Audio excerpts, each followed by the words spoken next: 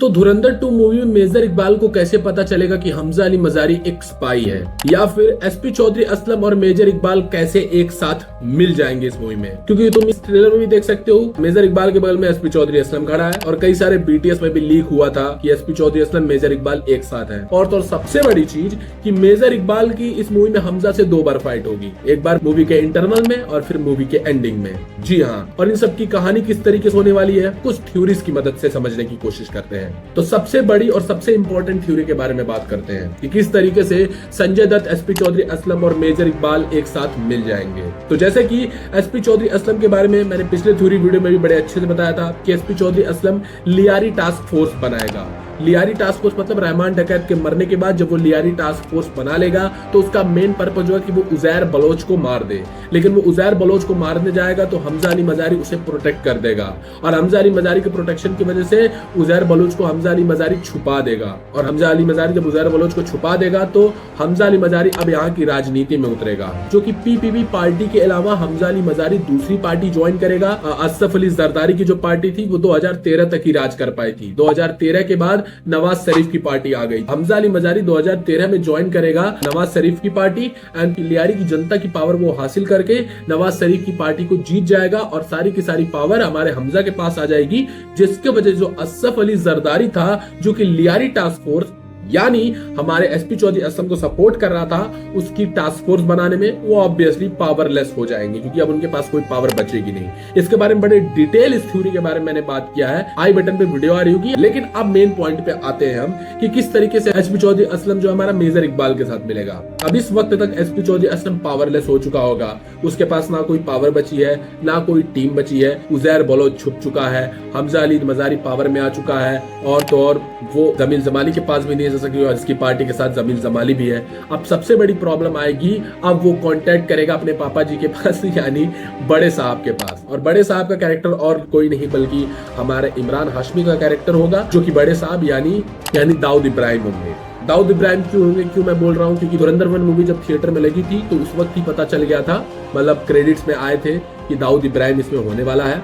But जब Netflix में movie release हुई तो दाऊद इब्राहिम वाला पोर्शन कट हो गया था, तो इसका मतलब दाऊद इब्राहिम ये जब बड़े साहब हैं, और उसका पोर्शन इंटरनेट से पता चला था कि उस कैरेक्टर को इमरान हाशमी प्ले करेगा। हाँ, तो फिर उसके बाद एसपी चौधरी असलम जब इमरान हाशमी से कांटेक्ट करेगा, मतलब हमारे बड़े साहब से कांटेक्ट करेगा, तो वो उसको कनेक्ट करेगा मेजर इकबाल से।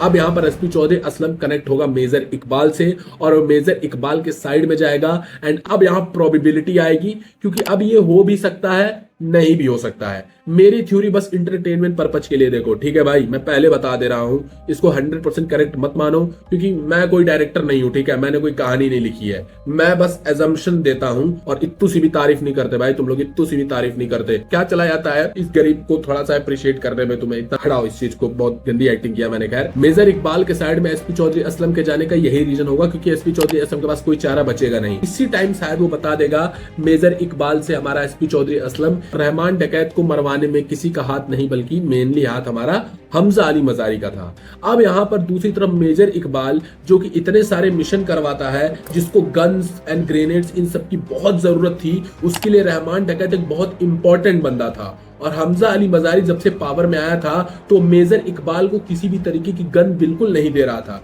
क्योंकि हमजा अली मजारी मेजर इकबाल से शायद ये बोल रहा होगा कि जो भी बलूच है उनका कांटेक्ट उससे ज्यादा नहीं है। मतलब जैसे रहमान डकैत का उन बलूचों के साथ कांटेक्ट था जो कि गन सप्लाई करते थे, मे बी हमजा बोले कि मेरा उन बलूच से कोई कांटेक्ट नहीं है, इसलिए मैं कोई गन वन आपको नहीं दे सकता। और क्योंकि उजैर बलूच भी छुप चुका था, तो अब इसीलिए मेजर इकबाल भी थोड़ा सा टेंशन में होगा, स्ट्रेस में होगा, कि उसको कोई गन ही नहीं मिल रही होगी कहीं से।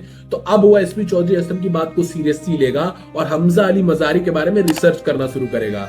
एंड हमजा अली मजारी के बारे में जब वो सर्च करेगा तब तो उसे सच्चाई पता ही चलेगी, क्योंकि कम ऑन यार, वो भी आईएसआई एजेंट है, कोई फुद्दू कैरेक्टर रहमान डकैत की तरह नहीं है। वो भाई ऊपर से नीचे तक ना कुंडली निकाल के रख देगा वो बंदा, एंड उसे कहीं ना कहीं पता चल भी जाएगा मे बी कि ऐसा हो सकता है कि उसे पता चल जाएगा कि भैया हाँ, हमारा हमजा अली मजारी ही एक स्पाई है।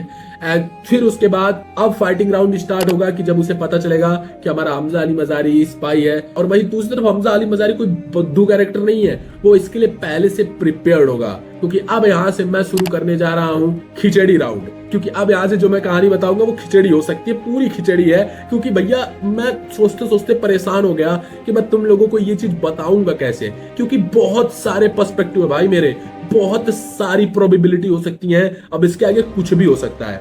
अब मेरी खिचड़ी थ्योरी सुनो, क्या मेरी खिचड़ी थ्योरी। तो देखो, अगर हम रियल लाइफ पे जाते हैं तो मेजर इकबाल जो था वो 2011 में ही निपट गया था। सही सुना तुमने, 2011 में ही निपट गया था। 2012-13 में तो लियारी टास्क फोर्स बनी थी, तो 2012-13 में तो उजैर बलूच अभी लियारी में ही था। मतलब उजैर बलूच 2012-13 में अरशद पप्पू का गला काटा होगा, एंड उसी वक्त एसपी चौधरी असलम जो है उसको पावर मिली होगी। मतलब 1-2 साल पहले ही यहाँ पे कहीं ना कहीं हमारा इलियास कश्मीरी यानी जो कि हमारा मेजर इकबाल का रेट वो मारा जाएगा।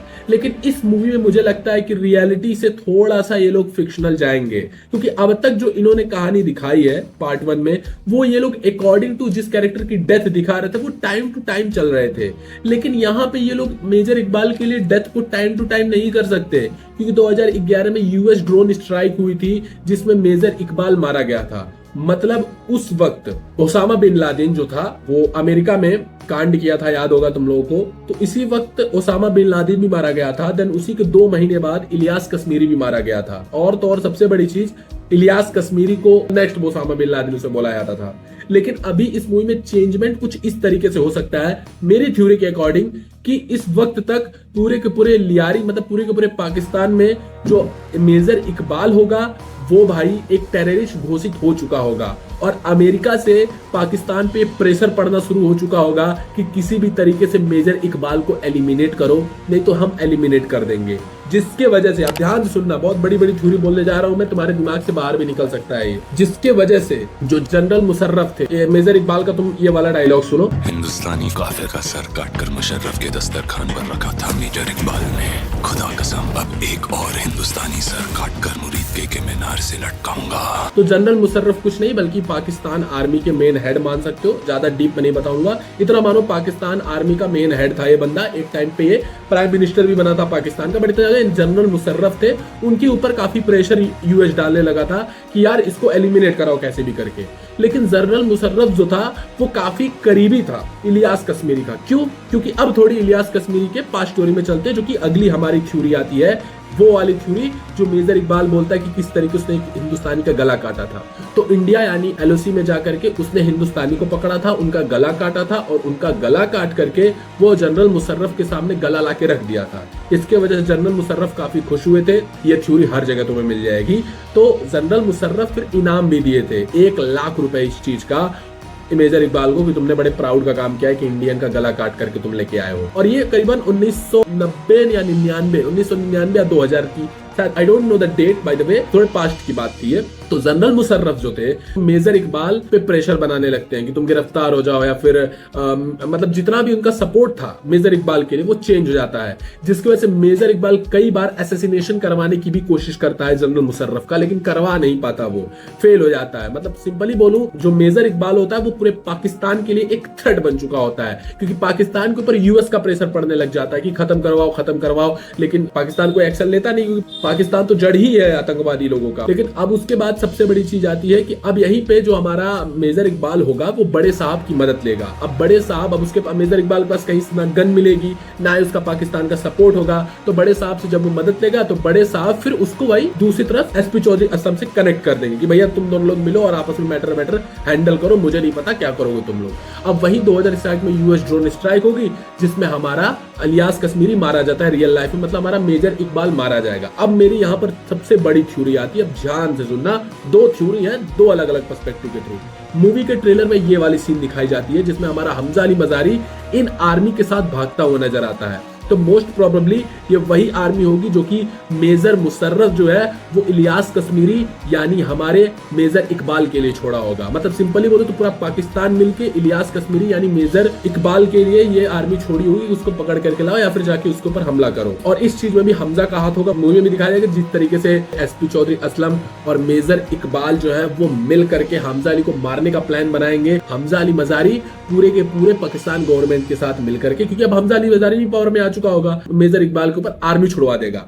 अब आर्मी जब वो छुड़वा देगा तब अब यहाँ पर मेन फाइटिंग सीक्वेंस स्टार्ट होगी, जो कि हमें इस मूवी में दिखाई जाती है, जो कि इस मस्जिद में होती है, जो कि इस बड़े से घर वाले लोकेशन में मस्जिद ही लगता है वहां पर होती है। अब यहाँ पर तुम देखोगे घर गिरा हुआ है, यानी बिल्डिंग गिरी हुई है, जहां पर हमारा हमजा अली मजारी निकलता हुआ दिखाई दे रहा है। अब मोस्ट प्रोबेबली ये वही टाइम होगा 2011 का, जिसको ये लोग डेट को आगे पीछे भी कर सकते हैं, कोई डाउट नहीं। अब यूएस ड्रोन स्ट्राइक इस समय भी हो सकती है, इसकी वजह से इसी बिल्डिंग पे यूएस का ड्रोन गिरा होगा, इसकी वजह से ये घर टूट गया होगा। लेकिन एज अ मुझे लगता है कि यूएस वाले तो डिक्लेयर कर देंगे जो है मेजर इकबाल को उन्होंने मारा होगा, लेकिन इस मूवी में ऐसा प्रूफ करा जाएगा कि यूएस ने तो ड्रोन छोड़ दिया था लेकिन मेजर बच गया था, लेकिन मेजर को मारा इस वक्त हमजा ने। फिर इस वक्त वो फाइटिंग वाली सीक्वेंस हमें दिखाई देगी जहां पर वो मेजर और एक और कोई था जो 26/11 का अटैक करवाया था, इसका नाम मुझे याद ना, इतने सारे कैरेक्टर भैया नाम नहीं याद है मुझे किसी का। फिर यहाँ पर फाइट होगी, फिर कई लोग बोले कि भाई कंटेनर वाले एरिया में फाइट होगी, फिर वहां पे हमजा भी काफी घायल होगा और अर्जुन रामपाल भी काफी घायल होगा, यानी मेजर इकबाल भी काफी घायल होगा, और फाइनली यहाँ पर मेजर इकबाल मर जाएगा। और लास्ट में हमारा जो हमजा अली मजारी होगा वो कॉल पे बात करता हुआ नजर आता है, और लास्ट में एंडिंग में इस मूवी का बड़े साहब वर्सेस हमजा अली मजारी के बीच में उसको स्टैब्लिश किया जाएगा, जो कि पार्ट 3 के लिए छोड़ा जाएगा, ऐसा थ्योरी है। बट अब एक और थ्योरी मैं देता हूं तुम्हें, बहुत इंपॉर्टेंट थ्योरी, जब तुम्हारा माइंड ब्लो होने वाला है। अब तुम्हारा दिमाग और खिचड़ी कर रहा हूं मैं, ध्यान से सुनो। देखो एक सीन तुम ध्यान से देखना जहां पर हमजा अली मजारी मेजर इकबाल से फाइट करता हुआ दिख रहा है, ठीक है। अब इस वाले सीन में देखो मेजर इकबाल के बाल हैं, बाल को नोटिस करना है, यहाँ पर बाल हैं। एक और तुम फाइटिंग सीक्वेंस देखो जहां पर सेम हमजा अली मजारी फाइट कर रहा है, लेकिन वहां पर मेजर इकबाल के बाल नहीं है। मतलब ये 2 फाइटिंग सीक्वेंस हो सकती हैं, जो इसीलिए मैंने बोला स्टार्टिंग में एक मूवी के बीच में हो सकती है, एक मूवी के लास्ट में हो सकती है। लेकिन अब तुम लोगों के दिमाग में डाउट आएगा कि जब मेजर इकबाल को पहले से पता था कि भाई हमजा अली मजारी एक बहुत ही बड़ा स्पाई है, तो वो पाकिस्तान गवर्नमेंट को क्यों नहीं बताया? उसकी फर्स्ट प्रायोरिटी होनी चाहिए कि पाकिस्तान गवर्नमेंट को वो बता दे कि भाई यहाँ पर स्पाई रहता है, क्योंकि अगर बताते तो पाकिस्तान गवर्नमेंट को मेजर इकबाल को छोड़ करके पहली प्रायोरिटी हमजा को ही मारना हो जाती। लेकिन इसका भी मेरे पास एक लॉजिक है, पिछले पार्ट 1 मूवी में मेजर इकबाल खुद ही स्पाई को मार रहा था, वो पाकिस्तान गवर्नमेंट को नहीं बता रहा था। मतलब यहाँ पर मेजर इकबाल इस चीज को ईगो पे लेकर के जाएगा कि भैया मैं भले मर जाऊं लेकिन इसको मैं ही खत्म करूंगा। और फिर तुम लोग बोलो यार एसपी चौधरी असलम भी तो इसके साथ इन्वॉल्व था, उसको भी पता सकता है कि ये तो स्पाई होगा। क्यों भाई मेजर इकबाल क्यों बताएगा एसपी चौधरी असलम को कि एक स्पाई है, जब वो उस चीज को ईगो पे लेगा? एसपी चौधरी असलम तो बस इतना बताया था ना कि रहमान डकैत के जान लेने में ये भी इन्वॉल्व है, तो ऐसा भी तो सकता मेजर इकबाल ये बोल दे कि बस मैं रहमान डकैत का बदला लूंगा रहमान हमजा से। ये थोड़ी ना बताया होगा कि ये भी एक स्पाई है, झूठ में इंक्लूड करने के लिए हैगा। तो ये चीज हो सकती है। अब यहाँ पर मैंने बोला 2 फाइटिंग सीक्वेंस हो सकती है, एक जहां पर उसका बाल नहीं है, एक बाल वाला सीन। अब यहाँ पर एक और मेरी थ्योरी आती है कि मे भी 2011 वाला ये लोग सीन दिखाएंगे जहां पर यूएस की ड्रोन स्ट्राइक भी होगी, जहां पर हमजा और मेजर इकबाल के बीच में फाइट भी होगी। उस वक्त मेजर इकबाल काफी घायल हो चुका होगा, लेकिन वो इस मस्जिद में फाइट करने के बाद, ध्यान से सुनना, इस मस्जिद में फाइट करने के बाद वो बच जाएगा एंड जान बचा के जब भाग जाएगा हमजा अली मजारी को पकड़ नहीं पाएगा। अब यहाँ पर हमजा अली मजारी अपने आप को और इवॉल्व करेगा, पूरे के पूरे लियारी पे और भी ज्यादा कब्जा करेगा और ज्यादा पावरफुल बनेगा कि ऐसे भी करके हमजा अली मजारी मेजर इकबाल को ढूंढेगा और मेजर इकबाल हमजा अली मजारी को मिलेगा तजाकिस्तान में मिलेगा। हाँ मतलब ऐसा जानो मेजर इकबाल जो होगा वो डॉक यार्ड पे होगा, जो कि शिप से भागने की तैयारी कर रहा होगा, मतलब वो कुछ तो बड़ा प्रिपेयर कर रहा होगा, और उसी डॉक यार्ड पे हमारा हमजा पहुंचेगा वापस से मेजर इकबाल और इसकी होगी, और यहाँ पर मेजर इकबाल को वो एलिमिनेट कर देगा। तो देखो भैया हम लोग थ्योरी खेल रहे हैं ना, अब कुछ भी सच हो सकता है, कुछ भी गलत हो सकता है, क्योंकि ट्रेलर देख के मैं इतनी सारी चीज बता दूंगा, लेकिन आसपास कुछ इसी के होगा जरूर। अब आप लोग बोलोगे फिर भाई एसपी चौधरी असलम का क्या हुआ? एसपी चौधरी असलम का कुछ नहीं होगा, वो कैरेक्टर की जर्नी बस यहीं तक थी, वो घंटा कुछ किया नहीं था। 2014 में हमारा एसपी चौधरी असलम होगा, मस्त गाड़ी से जा रहा होगा और उसको भाई तालिबान वाले उसके सामने एक विस्फोटक से बड़ी हुई गाड़ी भेज देंगे और वो फट के मर जाएगा, ठीक है। अब इसमें भी ये लोग मूवी में ये लॉजिक लगा सकते हैं कि उस तालिबान टीम के भी पीछे कहीं ना कहीं हमजा का कोई कनेक्शन होगा और हमजा का ही हाथ होगा एसपी चौधरी असलम को भी मरवाने में, या जो भी इन द सीन लोग लगा सकते हैं। लेकिन इतना जानो एसपी चौधरी असलम की मौत बहुत कॉम्प्लेक्स नहीं थी। एसपी चौधरी असलम एक एंटी टेररिस्ट ऑफिसर था, उसका पंगा केवल और केवल बलूचों से नहीं था भाई, वो हर टेररिज्म से पंगा लेके रखा था, हर टेररिस्ट से पंगा लेकर के रखा था, हर किसी से लड़ाई करता था, हर गैंग, तो मतलब उसके बहुत दुश्मन थे, हर तीसरा आदमी उसका दुश्मन ही था। तो इसीलिए वो मारा गया था रियल लाइफ में, क्योंकि भाई हर कोई उसका दुश्मन था। तो वही मूवी में भी दिखा देंगे कि मतलब तालिबान वाली गैंग से कोई कनेक्शन बिठा के हमजा या नहीं बिठा के निपटा देंगे एसपी चौधरी असलम को। तो इस तरीके से मेरी कुछ खिचड़ी थ्योरीज थी जो कि सही भी हो सकती है, लेकिन इसमें से सबसे बड़ी बात यह है कि यलीना को कैसे पता चलेगा कि हमजा अली मजारी एक स्पाई है, वो कैसे गन तानेगी में, या फिर ट्रेलर के स्टार्टिंग में वो जो आदमी बोलता है कि गूदे भर का जोर लगा लो, उखाड़ना है उखाड़ लो, वो किस तरीके से मरेगा। ऐसे ही कुछ इंटरेस्टिंग थ्योरी के बारे में हम इसके अगले वीडियो में बात करेंगे। तब तक के लिए अगर आपके पास भी कोई थ्योरी है तो आप टेंशन ना लीजिए, प्यारा सा मैंने रेडिट पेज बनाया है, लिंक इन द डिस्क्रिप्शन है, ज्वाइन करिए और अपनी थ्योरी दीजिए अपनी, ठीक है। मैं आपकी थ्योरी को जरूर कवर करूंगा। बाकी पिछली थ्योरी वीडियो हमजा के पॉलिटिक्स को समझने के लिए ये आ रही है, जाके जरूर देखिए।